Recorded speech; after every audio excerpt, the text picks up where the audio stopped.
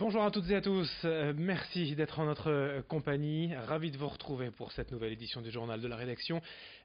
Vous êtes bien sur Grand Littoral TV en ce jeudi 4 octobre. Voici d'abord vos prévisions météo avec, dans l'ensemble, mis à part quelques passages nuageux ce matin, voire même peut-être encore cet après-midi, une belle journée ensoleillée avec de très belles éclaircies partout dans la région sur le littoral Côte d'Opale et l'Audomarois.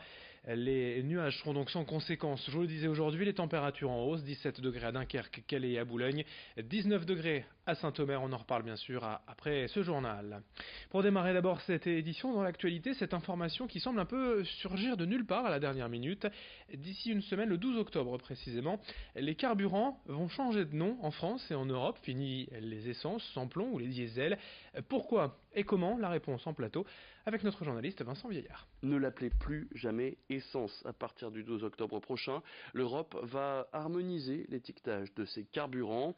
Fini le nom clair d'essence ou de diesel. Pour l'essence, vous choisirez les pompes marquées d'un E et entourées d'un rond. Alors ceux qui se servent aujourd'hui du samplon 98 ou du samplon 95 devront choisir du E5. Les voitures qui consomment, elles, du samplon 95 E10, compatible donc avec les voitures fabriquées après 2000 et moins chères que les précédents, sera lui doté d'une étiquette E10. Enfin, pour les quelques véhicules roulant au super-éthanol, son nouveau nom sera le E85. Pour le diesel, ce ne sera pas aussi simple que pour l'essence, puisque c'est la lettre B qui a été choisie, B comme biodiesel. Le logo qui lui est attribué sera lui de forme carrée. Alors le diesel le plus distribué sera lui le B7, puisque composé à 7% de biocarburant. Viennent ensuite le B10, puis le XTL, un diesel de synthèse puisque fabriqué à partir de gaz naturel et d'huile végétale. Enfin, l'affichage des véhicules roulant au gaz change aussi. Fini le GPL, bonjour le LPG ou le GNC qui signifie gaz naturel comprimé. Les logos, eux, seront cerclés d'un losange. À noter que toutes les stations ne seront pas forcément équipées de ce nouvel affichage le 12 octobre prochain.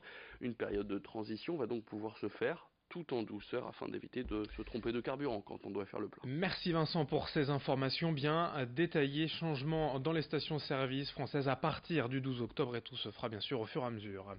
Et de l'essence au fioul, on enchaîne avec la campagne annuelle de l'UFC Que Choisir dans la Haute-France qui depuis 2015 propose aux consommateurs de commander ensemble leur fioul pour l'hiver et ainsi d'alléger leurs factures. Tout se passe en ligne. Il faut d'abord s'inscrire sur choisirsonfioul.fr et c'est ensuite l'association qui se charge de tout négocier auprès des fournisseurs. Grâce à cet achat groupé, le tarif peut sensiblement diminuer pour les consommateurs. En échange, une simple cotisation de 5 € est demandée pour participer. En un an, en France, depuis août 2017, le prix du fioul a explosé de 32%, les taxes également. Voilà donc une solution à envisager pour les dizaines de milliers de foyers et de la région qui se chauffent encore au fioul. Explication avec Robert Bréon, le responsable de l'association UFC Que Choisir dans la région. Il est au micro d'Idil Gunaï. Le nombre de personnes inscrites implique un volume. Nous allons vers les distributeurs du coin en leur disant voilà, nous avons ce volume qui représente 50 000, 60 000, 100 000 litres. Quel est votre meilleur prix pour ce volume, pour que vous ayez ce marché? Voilà, et généralement les distributeurs nous font une offre intéressante et puis après c'est au mieux disant. Ce qu'il faut se souvenir, se rappeler, c'est que c'est répétitif chaque mois. Et si vous n'êtes pas intéressé aujourd'hui, vous le serez peut-être le mois prochain, ou en décembre, ou en début 2019.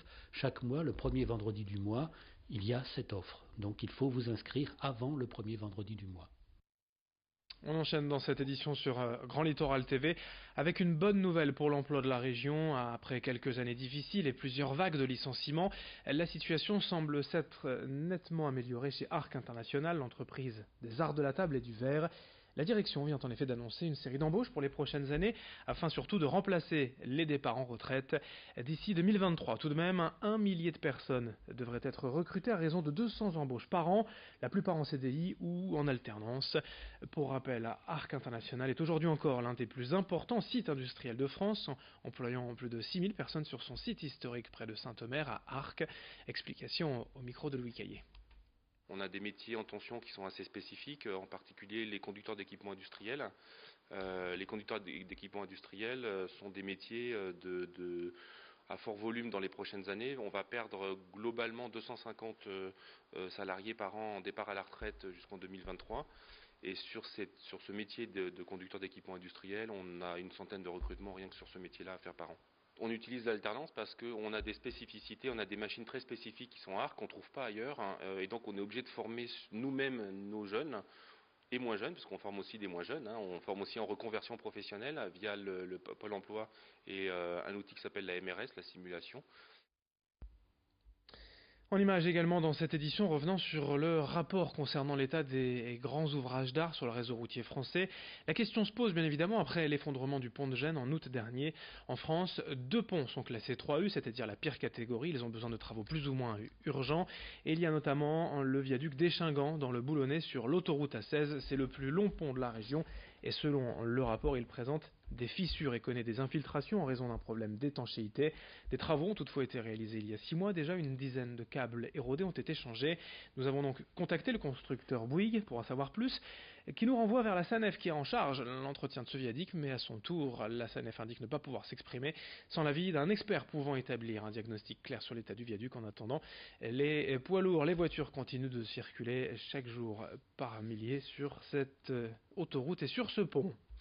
On termine ce journal avec une autre image, alors qu'un hommage national doit être rendu ce samedi à Charles Aznavour, décédé, je vous rappelle, lundi à l'âge de 94 ans, dans la région près de Calais, à Blenheim. L'artiste boulonnais Camus a voulu aussi saluer la mémoire de l'artiste en réalisant cette fresque en noir et blanc, accompagnée d'un extrait de l'une de ses plus célèbres chansons, Emmenez-moi, écrite en 1967, vous connaissez forcément. Il me semble que la misère serait moins pénible au soleil. Pour ce dessin, c'est un particulier qui a contacté le graffeur en lui proposant le mur de son garage. Le croquis a d'abord été fait mardi matin, puis présenté au maire de la commune qui a répondu positivement. Un bel hommage rendu par l'artiste boulonnais Camus qui s'était déjà fait remarquer il y a presque un an en réalisant une fresque pour Johnny Hallyday quelques jours après la disparition du chanteur. Fin de cette édition sur Grand Littoral TV. Très belle journée à toutes et à tous. Dans moins de 8 minutes dès le prochain quart d'heure, l'édition régionale à suivre. Merci d'être avec nous.